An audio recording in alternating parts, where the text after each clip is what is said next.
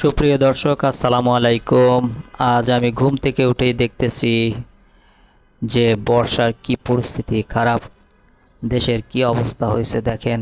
চারিদিকে শুধু পানি থই থই থই থই করতেছে। তার উপরে আমাদের দক্ষিণখানের সকল রোডের কাজ শুরু করছে একই সাথে বর্ষার দিনে। চারিদিকে বড় বড় ড্রেন কইরা খাল কইরা রাখছে, মনে হয় যে আমি আন্দামান দ্বীপের মধ্যে চলে আসছি। চারিদিকে শুধু পানি। এই বড় বড় গর্তের ভিতরে যদি মুরব্বি অথবা কোনো বাচ্চারা পড়ে যায় তাহলে তাদেরকে খুঁজে পাওয়া যাবে না, এমন বড় বড় গভীর গর্ত।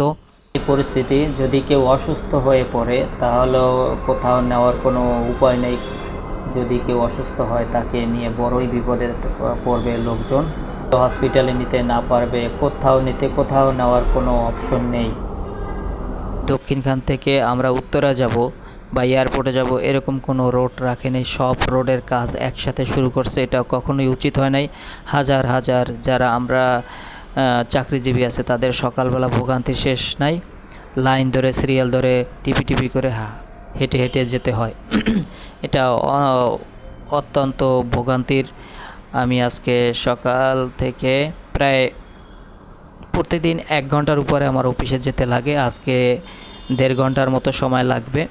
আপনারা দেখতেছেন কিভাবে দুই সাইড থেকে আমরা সিরিয়াল ধরে অফিসে যাওয়া আসা করতেছি। আমি বাংলাদেশ সেনাবাহিনীর যারা কাজ করতেছেন ঊর্ধ্বতন কর্মকর্তা তাদেরকে দৃষ্টি আকর্ষণ করে বলছি, অতি দ্রুত বালু ফেলে যেন আমরা একটু যাতায়াত করতে পারি এমন একটা ব্যবস্থা করে দেন। আপনাদের কাছে বিশেষ অনুরোধ, আমাদের অফিসে যেতে খুবই কষ্ট হয়।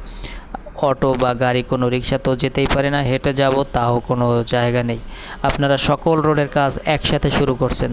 আমরা মাজার রোড থেকে যাব, দক্ষিণখান থেকে যাব, যে দিক থেকেই যাব সকল রোডের কাজ আপনারা একসাথে শুরু করছেন। সকল ড্রেনের কাজ আপনারা দেখতে পাচ্ছেন। দক্ষিণখান টু এয়ারপোর্টের কসাইবাড়ি উত্তরা রোডের কি ভয়ঙ্কর অবস্থা, পুরা খালের মতো বড় করে কেটে রেখে দিয়েছেন।